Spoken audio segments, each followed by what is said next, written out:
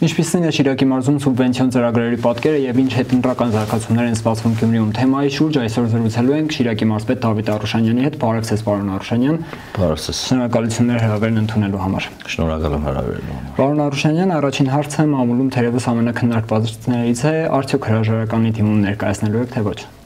Բնականաբար ոչ, ես շարունակում եմ իմ աշխատանքը եւ այդ մամուլի տեղեկատվությունը երևի թե կան ցանկացողներ, որ ես հրաժարականի դիմում տամ, բայց հուսախապ են լինելու, ես նման մտադրություն չունեմ, նման մտադրություն չունի նաև կառավարությունը։ Շատ լավ, այս դեպքում անցնենք այն բոլոր հարցերին, որոնք Շիրակի մարզպետի լիազորության եւ պատասխանատվության նաև ինֆորմացված լինելու տակ են։ Շիրակի օդանավակայանի հարցը հիմա շատ է քննարկվում, արդյոք սա գործարկվելու է, թե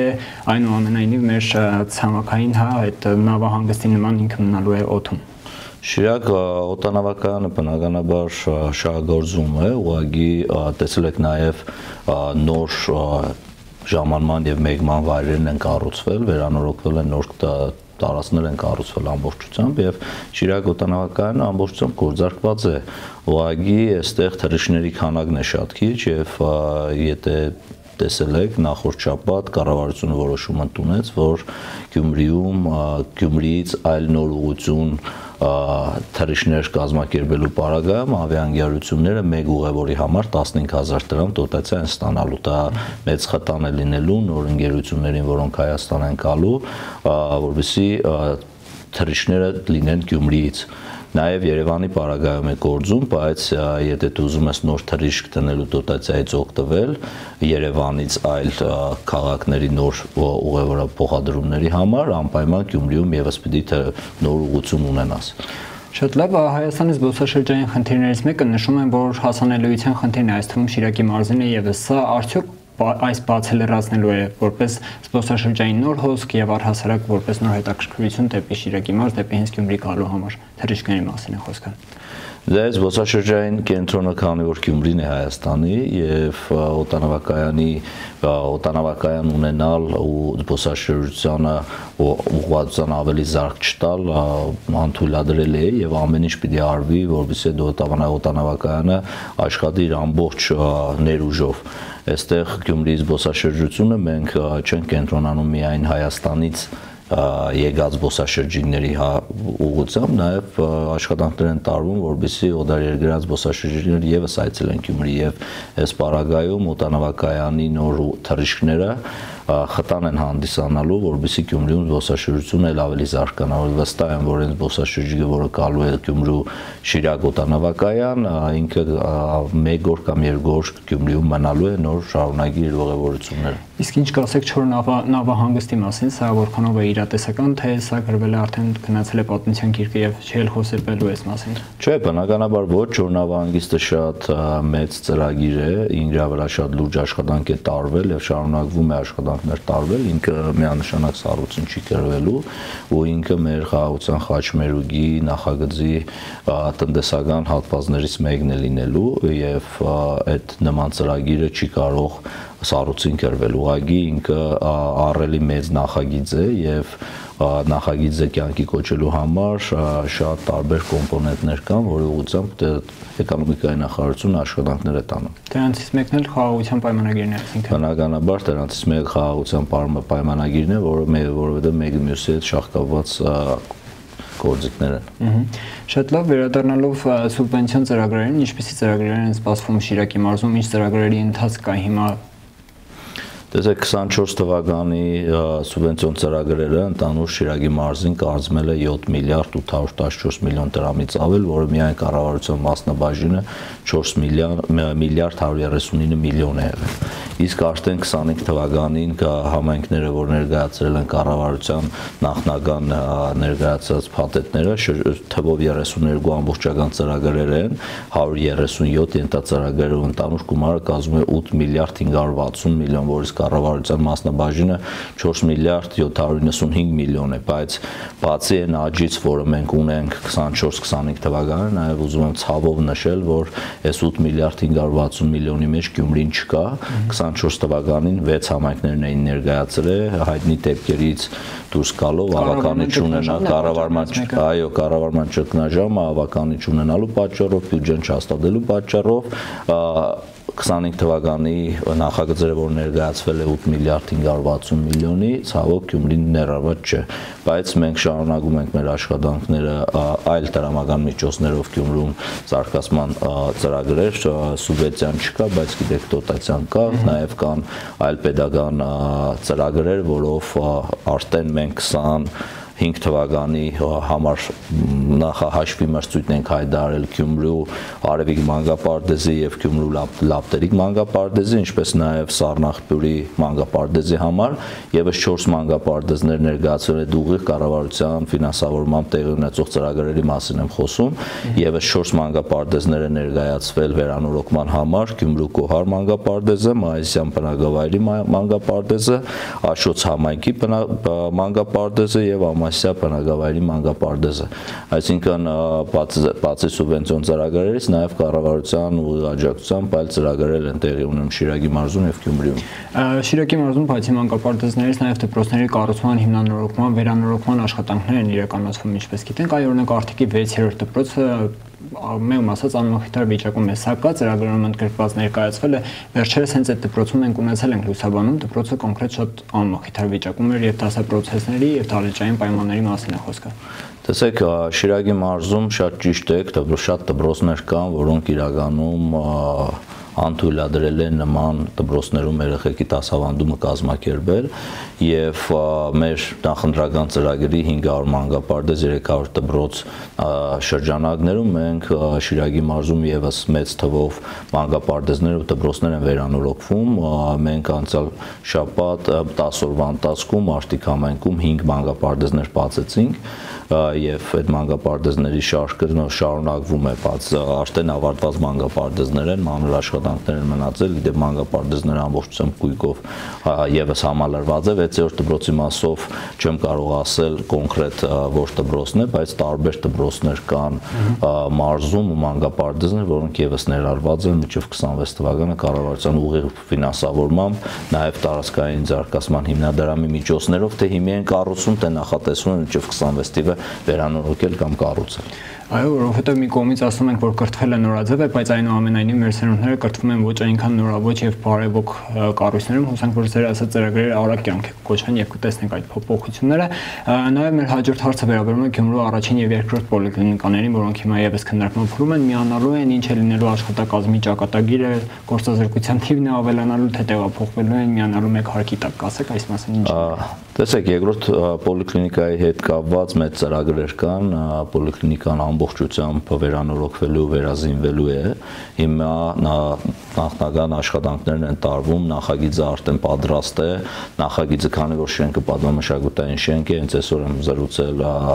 ԿԳՄՍ փոխնախարարի հետ, ով մշակութային գծով այդ ամբողջ նախագծերն են նայում, Կումարի արգելոց թանգարանի հատված է եւ հիմա են փուլում ենք, որ նախագիծը հարմարեցվում է պատմամշակութային արժեք ունեցող շենքի մագարտագի։ Դրանից հետո մենք այնտեղ ունենք նաև շտաբօգնության կայանը, Արյան բանկը եւ երկրորդ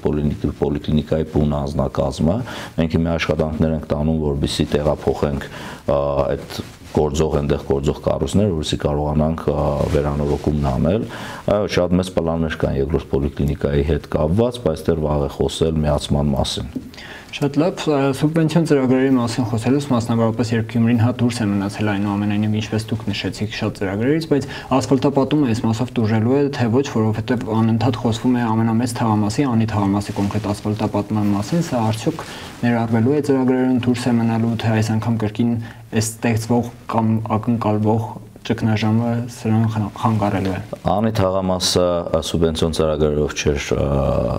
ասֆալտապատվելու, ՎԶԲ ծրագիր է, որը վարկային միջոցներ են։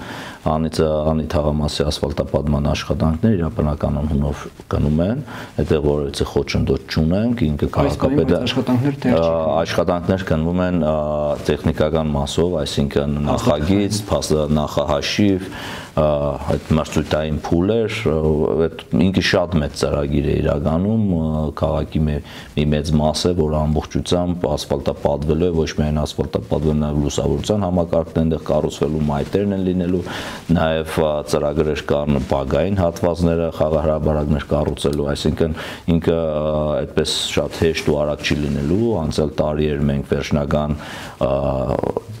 վարկային այդ միջոցները հաստատեցինք ազգային ժողովում, այդ շատ ժամանակ չի անցել եւ նման ծրագրի համար ժամկետները իշքան էլ ցավալի լինեն, ուզենանք օր առաջ այդ վիճակից հանենք անի թաղամասի բնակիչներին, բայց ամեն դեպքում ինքը մեծ ծրագիր է եւ ժամանակատար է։ Շնորհակալություն եւ խոսելու ենք բնականաբար ինչպես արդեն պայմանավորվել ենք դիմ ընտրությունների արդեն ընտրություններից հետո հետընտրական զարգացումների մասին, ինչ կասեք հիմա ինչ ունենք Գյումրիում, ինչ են սպասվում եւ արդյոք կառավարությունը երես է թեքելու հա մշակութային երկրորդ քաղաքը հանդիսացող Գյումրիից։ Բնականաբար կառավարությունը երես չի թեքելու Գյումրիից, մենք այդ ժամանակները վաղուց արդեն անցել ենք եւ մեր կառավարությունը դուք տեսնում եք նկատելի է թե ոնց է հայացքով թեքվել դեպի համայնքներ ու մասնավորապես մեր պարագայում դեպի Գյումրի, կառավարության բոլոր ծրագրերը միանշանակ շարունակվելու են, մեր նույնիսկ նշեցի նախորդ, որ այս սուբվենցիոն ծրագրերը չկան, բայց կառավարությունը իր միջոցներով կարողանում է նաև ներառել է Գյումրու մանկապարտեզների վերանորոգման աշխատանքները, դա քաղաքապետարանի հետ ընդհանրապես կապ չունի, որպես այդպիսին սուբվենցիոն ծրագիր չի, եւ այն աշխատանքները, որը նախատեսվում են Գյումրին քաղաքապետարանը չի, Գյումրին է իր գյումրեցիներով եւ կառավարությունը շարունակելու են բոլոր աշխատանքների լիազորությունների սահմաններում եւ իր հնարավորությունների սահմաններում իշակ Գյումրու գյումրեցու։ Ես որպես մարզպետ միշտ ասել եմ, շարունակելու եմ ասել, իմ աշխատանքը կլինի հաջողված այն ժամանակ, երբ որ իմ ամեն մի օրը գյումրեցու Շիրակի մարզի բնակչի կյանքի որակի որևիցե փոփոխություն է տալու։ Շատ լավ, մամուլում բուրըն արձագանք գտավ ձեր հարցազրույցներից այն մեկը, որտեղ ասում եք, որ ձեր ուժը կոնկրետ ավականու ընտրություններում Գյումրիում պարտված չի համարվում, որովհետև ստացել եք 17000-ից ավելի քվե, ձեր նշած գյումրեցիների 17000 քվեն ձերն է եղել։ Չնայած ունեք 14 մանդատ, բայց այնուամենայնիվ քաղաքը կառավարելը ձեզ վստահված չէ։ Սա ինչ է լինելու, որպես ընդդիմադիր շարունակելու եք գործել, թե բոյկոտելով տանելու եք նրան, որ լինեն արտահերթ ընտրություններ։ Նախ եկեք հասկանանք, թե քաղաքը ով է կառավարում, քաղաքը կառավարում է ավականին։ Բնականաբար այո կա քաղաքապետ, բայց թիմ օրենսգրքով այս փոփոխությունները որոշում կայացնող ավականին է եւ քաղաքացիական պայմանագրի կուսակցությունը այսօր Գյումրու ավականում ամենամեծ խմբակցությունն է, 14 մանդատ ունեցող խմբակցություն է եւ կառավարման ամբողջ գործընթացի մեջ որպես ընդդիմադիր մեծ ազդեցություն է ունենալու եւ մյուս ուժերը բոլորը միասին 4 ուժերը իրար գումարած կարողանում են ավելի շատ մանդատ ունենալ, քան քաղաքացիական պայմանագիրն է եւ մենք որպես ընդդիմադիր խմբակցություն աշխատելու ենք Գյումրու համայնքապետարանում եւ ծառայելու ենք գյումրեցուն եւ այդ 17200 քվեն, որը ստացել են գյումրեցիների կողմից, մենք ունեցել ենք մեր նախընտրական ծրագիրը եւ փորձելու ենք ամեն ինչ անենք, որպեսզի մեր նախընտրական ծրագրերը կյանքի կոչվեն։ Շատ լավ, բայց հարց է առաջանում, ինչպես եք փորձելու, եթե արդեն 2-3 նիստ եք գումարվել, որոնց չի ներկայացել քաղաքացիական պայմանագրի որևիցե ավականու անդամ, սպասվել, այսինքն մայիսի 2-ին ինչ է սպասելու գյումրեցին, կրկին բոյկոտվելու են, նիստը չեք ներկայանալու, թե որպես ընդդիմադիր վերցնելու եք ձեր մանդատը, որովհետեւ ձեր առաջին համար Սարիկ Մինասյանը ընտրական հանձնաժողովում մեզ տված հարցազրույցում նշեց, որ եթե գյումրեցին որոշի, որ քաղաքացիական պայմանագիրը պետք է ընդդիմադիր մանդատով լինի, ուրեմն կլինի ընդդիմադիր մանդատով։ Հիմա դուք ունեք 17000 ձեր վստահված ձայն, ինչ է լինելու այդ 17000 մարդկանց սպասելիքները ձեր կողմից։ Դե ասեցի, բնականաբար 17200 շատ մեծ թիվ է իրականում, ոչ մի քաղաքական ուժ չի կարողացել համամասնական ընտրությունների պարագայում նման ձայն հավաքել Գյումրիում եւ մեր ավականիները շարունակելու են աշխատելու են որպես ընդդիմադիր ավականիներ։ Մենք ասում ենք մի քանի նիստեր են գումարվել, իրականում մեկ նիստ է եղել, որը քաղաքապետի ընտրություններն էր, բնականաբար քաղաքացիական պայմանագիրը չէր մասնակցելու, հայտարարությունը տարածվել է։ Երկրորդ նիստը երթմնակալության արարողություն էր, որպես այդպիսին Գյումրու նախագումրու հետ կապված նախագծեր չկային այդտեղ, որ քաղաքացիական պայմանագիրը մասնակցում ունենար, եւ սրանից հաջորդիվ նիստերը արդեն խմբակցությունը որոշում կկայացնի կախված նախագծերից, կախված օրակարգից, խմբակցությունը որոշում կկայացնի եւ իր որոշման մասին բնականաբար արդեն մեր լրատվական դաշտում մեր քաղաքացիները կիմանան, բայց յուրաքանչյուր քայլ, որը քաղաքացիական պայմանագիր կուսակցության խմբակցությունը անելու է, դա միտված է լինելու միայն ու միայն իշա Գյումրեցու, իշա Գյումրու։ Ինչպես կգնահատեք առհասարակ ընթացող չնայած արդեն իսկ դա անցյալում է, բայց քանի որ հետընտրական քննարկումներ են, ինչպես կգնահատեք ընդհանուր քարոզարշավը, արդյոք այս պատկերը ինչ որ ունեցանք, դա ագրեսիվ, երբեմն անձնավորված քարոզարշավի շնորհիվ չեղավ։ Այս պատկերը ինչ որ ունեցանք, հենց այն էր, ինչի մասին մենք շատ երկար ժամանակ խոսում էինք, որ նորից չկրկնվենք, բոլոր ուժերը միանալու են իրար, բոլոր ուժերը համատեղ փորձելու են կառավարել քաղաքը։ Շատ իմ հարցազրույցների մեջ ես եւս ասել եմ, որ քաղաքը չի կարելի 4 ուժերով կառավարել, դա բերելու է կոլապսի, դա բերելու է ամեն մի ուժ փորձելու է իր տեսակետով, իր տեսլականով առաջ շարժվել, այդ ամեն ինչը իշա քաղաքի չի լինելու, այդ բազմիցս խոսել ենք եւ մեր քաղաքացիները իհարկե շատ շնորհակալ եմ, որ 17200 մեր քաղաքացիներ լսեցին մեր հորդորին, հավանեցին մեր նախընտրական ծրագիրը, մեր տեխնազույն սիրեցին եւ ցայնը տվեցին քաղաքացիական պայմանագիր կուսակցությունը։ Իրականում շատ մեծ քվե ենք ստացել, շատ մեծ վստահության ու պատասխանատվության ամենակարևորը ցայն ենք ստացել, որի համար մեծ պատասխանատվություն ենք կրում եւ յուրաքանչյուր մեր ավականի պատրաստել եմ կրկնում գնալ այդ ուղղությամբ։ Իսկ քարոզարշավի բուն ընթացքը եղան խոսույթներ, որոնք հարիշ չէր Գյումրեցուն, եղան գլոբալ քաղաքական մեջբերումներ, որ ընդհանրապես կապ չուներ Գյումրի ընտրությունների հետ, բայց ամեն դեպքում այդ ամեն ինչը արդեն նախընտրական խնդիրներն էր եւ հիմա արդեն մենք գնում ենք հետընտրական process-ների միջով։ Ինչ կանխատեսումներ կան, որքան ժամանակ է այս ամեն ինչը ցկվելու, որովհետեւ նշում ենք, որ 4 ընդդիմադիր ուժեր են, չէ, ներսում այս պահին ավականու անդամների, բայց այնուամենայնիվ ծրագրերն էին տարբեր, թերևս դա մենք ֆիքսել ենք նաև քարոզարշավի ընթացքում, ինչպես դուք նշեցիք, իրապես տարբեր են այս ամեն ինչը, արդյոք սա կառավարման խնդրի չի բերելու, չնայած մեր հարցին ի պատասխան ներկայիս ընտրված քաղաքապետը պատասխանեց, որ քննարկվելու է եւ դա բուտավորիա չէ, որ իրենց բերած ծրագրերը անցնեն, անգամ եթե դուք ներկայացնեք ծրագիր, որը հավանության է արժանանալու, սա քվեարկության կարժանանա, դուք ներկայացնելու եք ծրագիր այս դեպքում։ Բնականաբար մենք նախագծեր ունենալու ենք, մեր խմբակցությունը նախագծեր կունենա նավականու նիստերին, մենք ասում ենք նախընտրական ծրագիր ունենք, որով շարունակելու ենք շարժվել եւ այդ նախընտրական ծրագրից տարբեր նախագծեր մեր ավականիները ակտիվ ներկայացնելու են նիստերին, դե դրանից հետո այդ ոնց կքվեարկվի, ոնց կանցնի այդ նախագծերը ընթացքը ցույց կտա, բայց բնականաբար շարունակելու ենք մենք նախագծեր ներկայացնել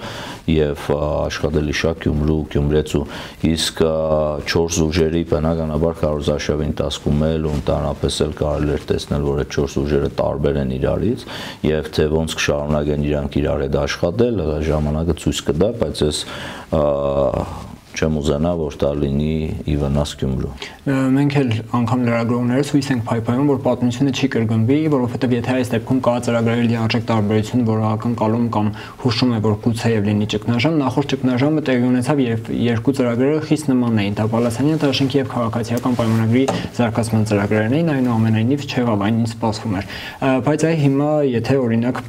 նախ քարոզարշավի ընթացքում հնչում էր կարծիք, որ 8-ը մեկի թեմ է, հիմա 4-ը մեկի թեմ է լինելու, բայց մենք տեսնում ենք, որ 4 ուժերից 3-ը հայտարարեցին, որ որևիցե պաշտոնի ակնկալիք չունեն, այնուամենայնիվ ղեկավարելու է կոմունիստական կուսակցության կողմից պաշտոնները, բաժնի պետեր եւ այլն։ Սա ըստ ձեզ խնդիր առաջացնելու է թե ոչ, եւ արդյոք սա պատասխանատվությունից խուսափելու քայլ չէր։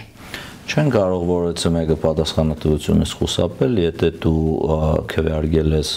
ու ընտրել ես քաղաքապետ, բնականաբար չես կարող խուսափել պատասխանատվությունից այդ քաղաքապետի վարած քաղաքականության մոտ, այդ ուղղակի մանիպուլյացիաներ են, թե մենք պաշտոն չունենք, պատասխանատվության զգացողություն էլ չունենք, չեմ կարծում, որ գյումրեցիները չեն համարելու պատասխանատվության մեծ բաժին են բոլոր ավականիներին, որոնք քվեարկել են։ Ընթացքը ցույց է տալու, թե այդ 4 տարբեր ծրագրերը ու 4 տարբեր տեխնազուների ու խմբակցությունների համատեղ աշխատանքը ոնց է լինելու, բայց դուք ճիշտ եք, այո, մենք ունենք տառը փորձ, որի համար ես էլի իմ բոլոր հարցազրույցների մեջ ասում եի, որ Գյումրին չի կարելի եւս մեկ անգամ տանել ցնցումների եւ կոալիցիոն համակարգը ինքը լավ համակարգ չի ու մանավանդ այս դեպքում կոալիցիա էլ չկա եւ այդ համակարգը իրականում ժողովրդավար համակարգ է, այդ համակարգը ընդունված համակարգ է, բայց ես անձամբ որպես փոխքաղաքապետ տեսել եմ ինչ է նշանակում Իրանից կոալիցիոն համակարգ, որի արդյունքում բնականաբար տուժում է համայնքը ու համայնքի բնակիչը։ Ես չեմ ուզենա, որ այս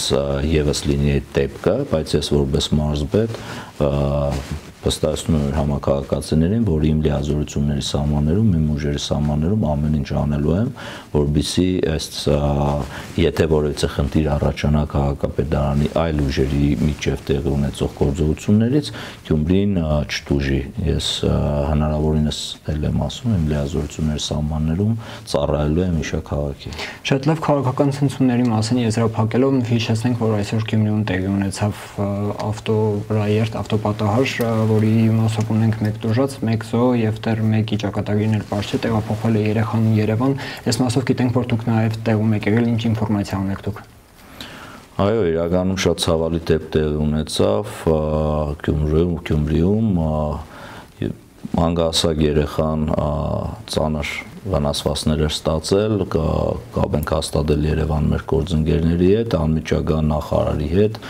Տիգին Ավանեսյանի կազմակերպել է երեխայի Երևան տեղափոխումը եւ հիմա երեխան Երևանում է բժիշկների հսկողության տակ, հետազոտություններ են անում երեխայի վնասվածքները շատ են երեխայի, բայց բժիշկների հսկողության տակ է եւ ամեն րոպե փորձում են հասկանալ ինչ բժշկական միջամտություններ է պետք անել։ Ցավոք երեխայի հայրը մահացել է, ցավակցություններ եմ ուզում հայտնել մահացածի հարազատներին եւ երեխային առողջություն մաղթել շուտ ապակինում եւ եւս մեկ անգամ ուզում եմ կոչ անել մեր համակարգացիներին լինել զգոն մեքենաները վարելիս օգտագործել ամրագոդիները, որովհետև ամրագոդին իրականում այս դեպքում շատ հնարավոր էր, որ ամրագոդին կարողանար փրկել կամ մեղմել մահացածի կյանքը։ Ես բոլոր մեր համակարգացիներին խնդրում եմ, հորդորում եմ, պահանջում եմ, այլ արդեն չգիտես ինչ ձևով ասես, որ մեքենա վարելիս լինել զգոն, կապ չունի քաղաքի մեջից, թե քաղաքից դուրս ես եկել մայրուղի, անհրաժեշտ է երթևեկության կանոնները ամբողջությամբ պահպանել։ Այսօր Գյումրու համար ամբողջ Գյումրին էր ցնցված, ամբողջ Գյումրին էր այնտեղ հավաքված ու բոլորի հայացքին տխրություն էր, բոլորի հայացքին մտքեր էին, որոնք ամեն մեկի իր մասով ինչ որ կարծիքներ ուներ ու մտքեր էր կիսում ընկերների հետ, բայց դաշ չի լինում մեզ նման դեպքերը շարունակենք մտածել, թե մեզ տանը սպասում են, շարունակենք մենք պատասխանատվություն կրել յուրաքանչյուր մեր հարևանի բարեկամի, ինքներս մեր համար եւ անվտանգության կանոնները պահպանենք։ Շնորհակալություն, հենց գոնության կոչով էլ ամփոփենք մեր զրույցը, իմ հյուրը հիշեցնեմ, որ Շիրակի մարզպետ Դավիթ Արուշանյանն էր, կհանդիպենք։